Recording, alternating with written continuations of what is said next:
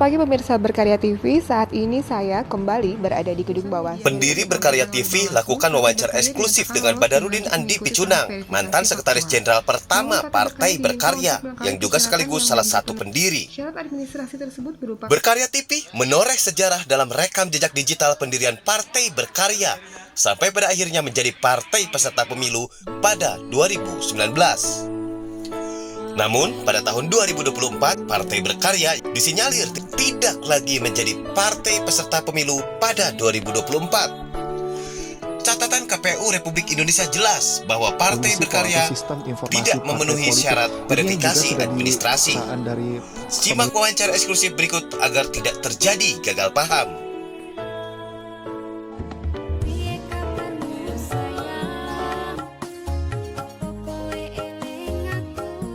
Ya Pak, banyak teman-teman di daerah, terutama generasi pertama, pendiri. Karena pendiri partai itu tidak hanya di pusat. Di daerah pun banyak pendiri-pendiri yang mungkin hari ini melihat tayangan video ini. Saya langsung ke ujung aja, saya tanya. Munas Iya. atau munaslup Ini dalam kenapa satu munas, tahun daripada 5 munas kali. masing-masing itu, kenapa nggak munas bersama aja? Jadi biar ya, mungkin Pak Badar ada pandangan kalau masih dengan Raja Karya, pemimpin masa depan, YouTube channel, dan pada kesempatan malam hari ini, malam yang luar biasa, saya bisa kembali berdiskusi dengan salah satu mentor politik saya dulu di Partai Berkarya, dan semoga ke depan masih tetap menjadi mentor politik karena banyak politisi milenial yang bisa sharing dan mendapatkan arahan-arahan dari Pak Badar. Pak Badar, apa kabar Pak Badar? Baik, alhamdulillah. Lama nggak ketemu sama Pak Badar dan sekarang sudah merah nih Pak Badar nih. Iya, jaketnya. Jaketnya ya. Iya. Kita sedikit aja Pak. Banyak teman-teman di daerah, terutama generasi pertama, pendiri. Karena pendiri partai itu tidak hanya di pusat. Di daerah pun banyak pendiri-pendiri yang mungkin hari ini melihat tayangan video ini, dan ya mereka melihat juga keadaan Partai Berkarya yang terpecah-pecah. Namun banyak pemikiran yang ya sudahlah, katanya sudah begitu. Tapi sudahlah atau menyerah bagi saya pribadi itu bukan jalan keluar. Sudahlah itu adalah jalan keluar bagi orang yang tidak memiliki jalan keluar. Pak Badar, apa rencananya untuk berkarya? Saya wawancara istri sebagai pendiri Berkarya yang sekarang baju merah nih, tapi jangan terlalu dianggap serius nih karena bajunya aja yang merah seperti. Gimana Pak Badar? Ya, sejak 26 Agustus tahun ini ya, itu bagi Berkarya untuk jadi peserta pemilu 2024 sudah kandas. Itu menurut aturan. Walaupun sampai hari ini Ketua Umum Pak Muhdi PR dan jajarannya masih yakin bahwa tanggal 15 Desember setelah diumumkan 14 Desember peserta pemilu 2024 tahun ini itu masih yakin Berkarya bisa ikut. Tapi bagi orang-orang yang mengerti hukum, mengerti aturan, atau dalam kata lain yang masih waras, tentunya itu tidak mungkin ya, karena ini aturan main. Ada 40 partai yang mendaftar di KPU per 14 Agustus itu, dan sampai hari ini sudah ada 24 yang diterima secara administrasi dan 16 termasuk Berkarya tidak diterima, walaupun Berkarya sempat melakukan gugatan KPU secara administrasi di Bawaslu dan endingnya 26 Agustus itu kan ditolak. Artinya tidak ada celah lagi untuk bisa melanjutkan. Kita mau melanjutkan ke petun, tidak ada berita acara, tidak ada surat keputusan KPU yang bisa kita gugat. Begitu pula ke Mahkamah Konstitusi atau Mahkamah Partai, tentu harus ada alas hukumnya.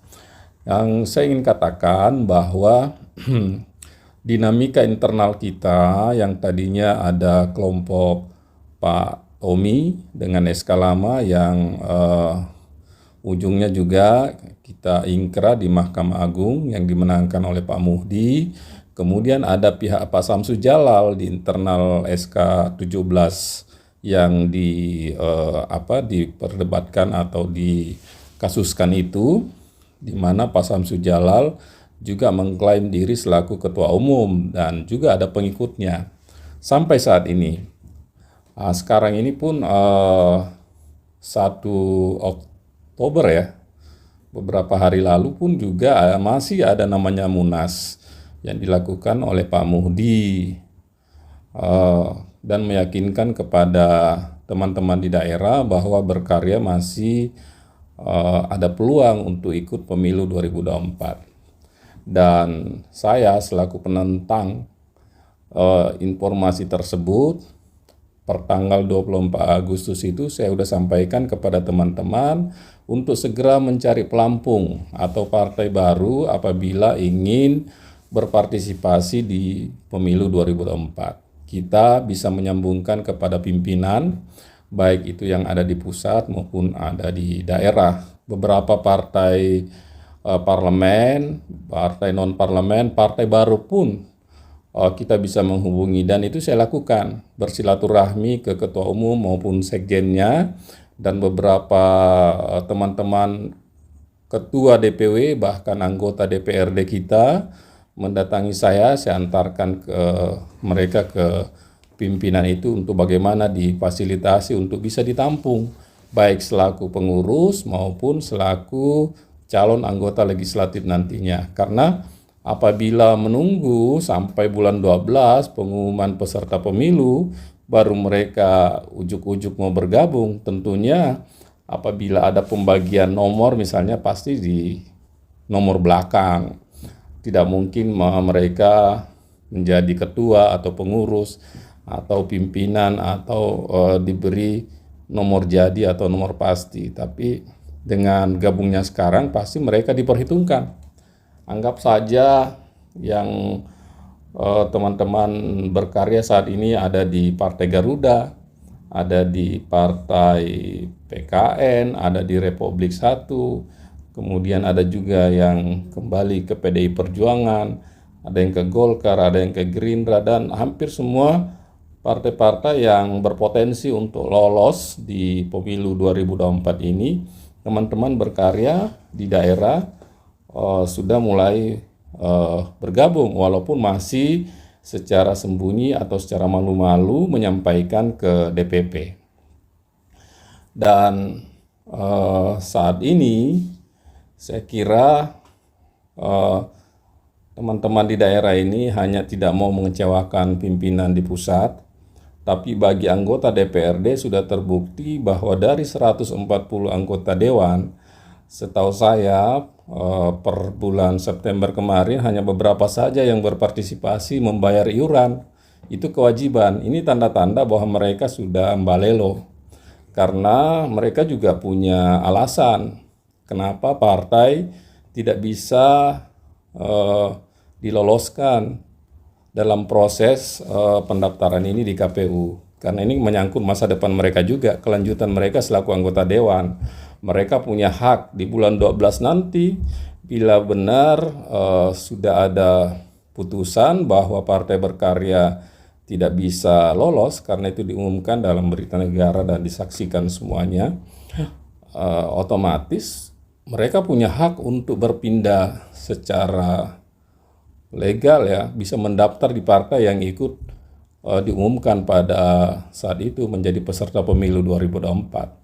Tidak ada intimidasi, tidak ada ancaman apa segala macam untuk di PAW, pergantian antara waktu. Saya kira tidak itu. Nah, inilah mungkin yang dilihat oleh teman-teman yang masih percaya bahwa partai ini akan lolos, yang membuat gerah karena informasi dari saya, satu, partai ini untuk Pileg 2024 tidak mungkin lagi. Tapi untuk Pilpres, untuk berpartisipasi itu bisa saja karena kita punya modal hasil pemilu 2019 kurang lebih 3 juta suara. Itu bisa jadi bahan jualan. Kita bisa mengusung malah. Karena selain kursi Senayan 20% itu juga ada suara nasional 25% pada pemilu 2019. Kita ada 2%. Jadi itu juga bisa jadi bahan kalau berkarya ingin berpartisipasi di 2024 paling hanya untuk Pilpres. Minimal sebagai tim sukses atau pendukung. Tapi kan ini partai politik. Partai politik itu sesuai Undang-Undang Parpol, ya salah satu tujuannya selain pembinaan politik ke masyarakat juga akan berpartisipasi dalam proses pemilu yang dilaksanakan 5 tahun sekali. Apakah itu legislatif, eksekutif. Itulah gunanya parpol. Oke, kalau tidak ikut di pemilu 2024 sama aja bohong. Jadi partai ini tidak akan bubar selama masih berbadan hukum, tapi namanya kepengurusan itu pasti akan berhenti. Tidak selamanya Pak Mudi harus jadi ketua umum seumur hidup. Ada periodisasinya. Menurut SK itu kan hanya sampai tahun 2025. Pastinya nanti di 2025 anggota punya hak untuk melakukan evaluasi atau musyawarah nasional yang sesuai dengan ADRT bahwa setiap 5 tahun dilakukan musyawarah nasional, kecuali ada turbulensi politik di internal itu bisa saja melakukan musyawarah nasional luar biasa. Dan ini dibuktikan dalam tahun 2022 ini boleh dikata Berkarya sudah melakukan 5 kali musyawarah nasional luar biasa. Pertama itu bulan Mei dilakukan oleh Pak Mudi di Hotel Sahid, sempat ribut ya karena saya memprotes substansi dari Munaslup saat itu. Ibarat partai ini diarahkan ke otoriter kekuasaan. Jadi manajemen kepemimpinan di Berkarya diarahkan ke sana yang tadinya sangat demokratis, kemudian deadlock, dan beberapa minggu kemudian kita islah, sepakat bahwa ADRT tidak akan dirubah. Yang dirubah adalah sesuai dengan hasil Rapimnas 1, Rapimnas 2 bahwa fokus ke perubahan substansi, misalnya saja tupoksi dari Mahkamah Partai. Oke. Kemudian kepengurusan yang diganti adalah mereka yang tidak aktif dalam SK nomor 17. Itu oke, tapi saya sudah tidak menghiraukan lagi ada beberapa nama baru yang masuk. Ternyata nama-nama baru inilah yang sekarang tanda kutip merusak partai kita saat ini. Jadi sempat keluar SK tersebut 1 Agustus, di mana pada saat itu hari pertama pendaftaran yang saya minta segera didaftarkan Berkarya, dan ternyata belum kering tanda tangan Pak Yasona Lawli itu 1 Agustus. SK tersebut ditandatangan 1 Agustus malamnya juga Pak Muhdi dan beberapa orang yang mengatasnamakan DPP yang baru itu melaksanakan rapat harian memecat sekretaris jenderal, dalam hal ini saya. Memecat Bapak. Iya, padahal itu 1 Agustus loh, belum kering tanda tangan Pak Menteri ya. Kemudian hari itu juga hari pertama pendaftaran di KPU. Kita hanya punya waktu 2 minggu, 1 sampai 14. Sehingga ini sangat blunder sekali. Olehnya itu memang sebelumnya, beberapa hari sebelumnya, saya selaku Sekjen sudah berapa kali memperingatkan baik di media maupun di internal kita bahwa sejak Munaslup Mei itu dengan kondisi yang dipaksakan seperti pengelolaan partai seperti ini, partai ini tidak akan lolos, dan itu terbukti. Kenapa? Karena kita tidak kompak, tidak solid, ada paksi-paksi, saling mencurigai, saling mengkambing hitamkan dan segala macamnya. Sementara kita juga tantangan di luar partai kita banyak. Sementara kekuatan internal kita sangat rapuh. Jadi itulah yang terjadi sehingga sampai saat ini Berkarya tidak bisa dipastikan tidak akan ikut pemilu 2024 atau menjadi penonton, khususnya di Pileg ya. Karena teman-teman di daerah, utamanya yang 140 anggota dewan itu pasti kan berharap untuk menjadi anggota dewan lagi. Untuk periode berikutnya, belum lagi yang lain. Mereka bergabung di partai Berkarya ini kan untuk menjadi anggota dewan. Ada yang mau jadi bupati, kepala daerah, wali kota, gubernur, dan sebagainya untuk mendapatkan tiket. Tapi kan tiketnya harus dari Pileg dulu kan, kursi. Ya. berapa kursi yang didapatkan oleh Partai Berkarya. Oke, sedikit pertanyaan Pak Badar ini. Tadi Pak Badar sempat menyampaikan bahwasanya dari Pak Muhdi PR memastikan bahwa nanti akan lolos menjadi peserta pemilu tanggal 15 Desember ya.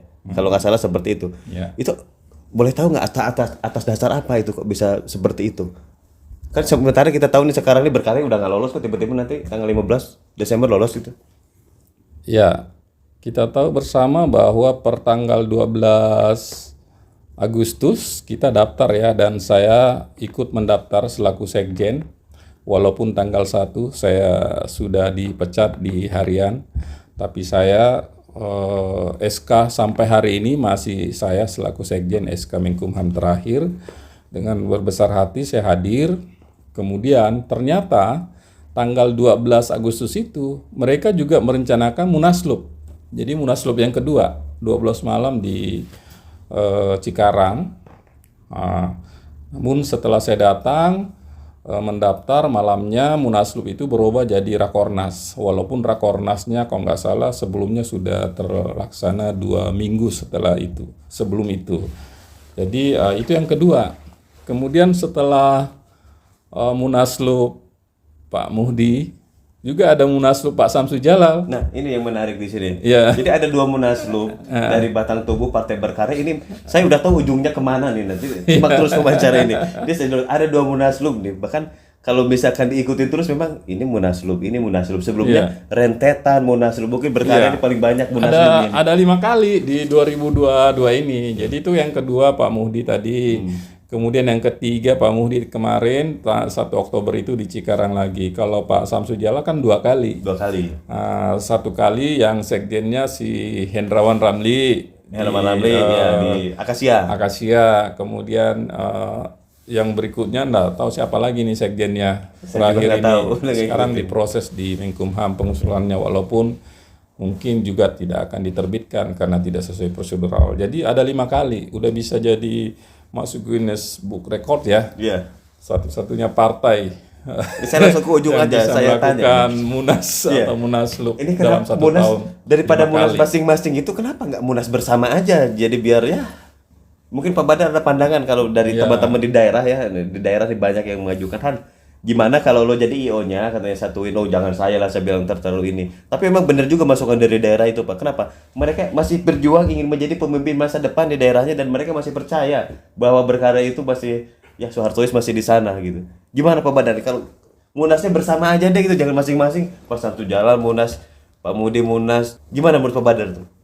Iya, dari sejak munas bulan Mei itu, pasca itu kan sempat ribut saya. Dan salah satu usulan kita waktu itu membentuk Presidium Penyelamat Partai Berkarya versi yang kedua setelah ya di Kron itu ya.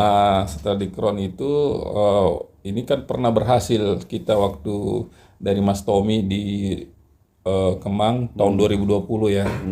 Dan kita membentuk presidium lagi dengan target merangkul semua potensi berkarya yang ada, baik dari Pak Samsu Jalal, Pak Tommy, Bu Neneng, Pak Muhdi, atau siapa saja untuk duduk bersama menghadapi pemilu 2024 yang waktu itu kan tinggal berapa bulan lagi kan, masih bisa.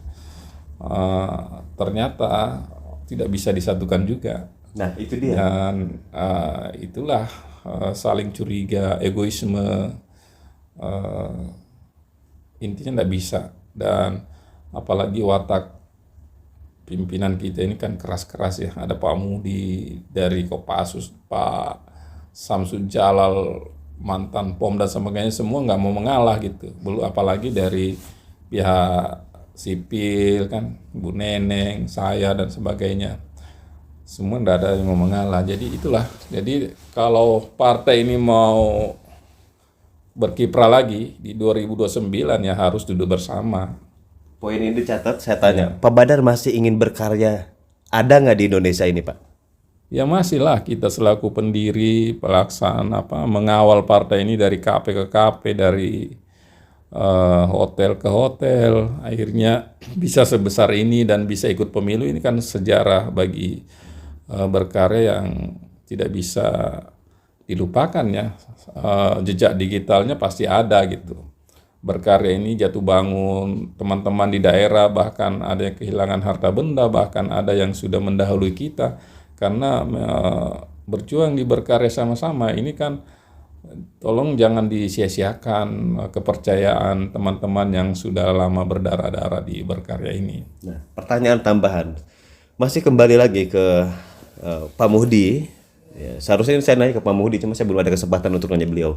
Iya. Apakah nanti akan langsung diterima gitu jadi peserta pemilu gitu kan? Isunya kan begitu kan yang rame nih. Ya, Kemungkinannya gimana menurut Pak Badar sendiri nih, sebagai ya orang berkarya juga gitu? saya sudah 25 tahun di Golkar sebelum berkarya ya. Artinya di dunia politik sudah tahulah aturan main. Kemudian secara pendidikan juga saya udah tinggi kali ya, udah S3 di bidang administrasi pemerintahan. Jadi secara logika itu tidak mungkin.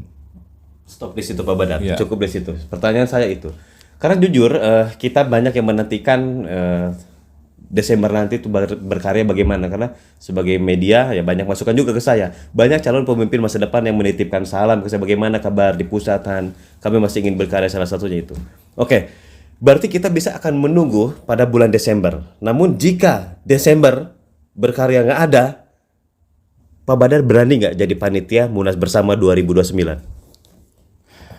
Ya, saya kira 2009 masih panjang ya. Yang kita di depan mata ini 2024. Pasti. Lewatin dulu maksud saya, jadi ikut pileg dulu gitu Pak. Ya, sementara di aturan main parpol itu apabila kader atau pengurusnya udah pindah, berarti kan udah tidak punya hak lagi selaku pengurus atau sebagai anggota untuk mengurus partai tersebut. Oke. Jadi saya sejak 24 Agustus itu kan udah menghimbau kepada teman-teman baik pengurus maupun anggota untuk mencari partai untuk dirinya, tidak harus dipaksakan bahwa harus di merah, harus di biru, harus di kuning dan sebagainya, terserah. Tapi apabila ada kemauan untuk mempersatukan lagi menghadapi pemilu 2024 khusus untuk Pilpres dan pemilu 2029 khusus untuk Pileg dan Pilpres, ya saya kira welcome saja. Mumpung sampai hari ini kita belum menentukan bendera apa yang kita masuki, kemudian teman-teman juga masih banyak yang bingung. Ada yang percaya, ada yang tidak, ada yang tertekan, ada yang tidak tertekan, ada yang santai saja. Tapi kan intinya ini juga saya sudah sampaikan ke teman-teman yang masih percaya, bila Desember itu Partai Berkarya resmi tidak jadi peserta pemilu 2024, teman-teman itu pasti harus bertanggung jawab dong. Ya, itu yang saya sedikit khawatir. Teman-teman di daerah harus minta pertanggungjawaban yang menjanjikan. Yes. Karena ini kan menyangkut masalah masa depan perpolitikan ini kan, masa depan politik yang bersangkutan ya. Iya. Karena mereka tidak bisa mengambil keputusan sekarang karena adanya iming-iming itu, sehingga harus ada pertanggungjawaban. Dan saya usulkan apabila bulan 12 itu tidak terjadi partai jadi peserta pemilu, ya segera munas. Munasnya munas masing-masing lagi nggak? Atau munas bersama nih, saya tanya nih, serius nih. Pendiri soalnya beliau. Ya bersama lah. Bersama ya? Untuk cari pemimpin yang lebih baik, lebih mengarahkan, lebih paham tentang perpolitikan. Tidak berarti harus saya kan selaku sekjen harus bertahan. Tapi kan banyak potensi teman-teman baik yang di pusat maupun di daerah. Atau Pak Muhdi sendiri kalau bisa melanjutkan silahkan.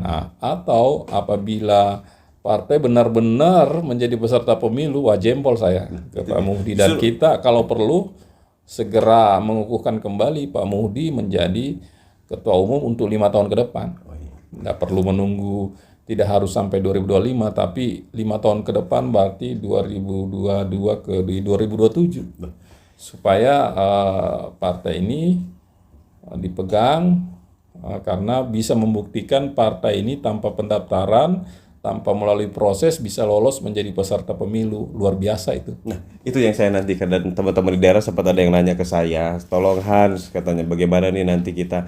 Saya bilang saya tidak berwenang menjawab, tapi saya hanya bisa bertanya. Dan pada malam hari ini ya saya bertanya kepada salah satu petinggi juga di Berkarya, ya Pak Badar yang saya temuin, karena yang lainnya saya mau temuin belum sempat, dan saya coba menemuin susah gitu kan.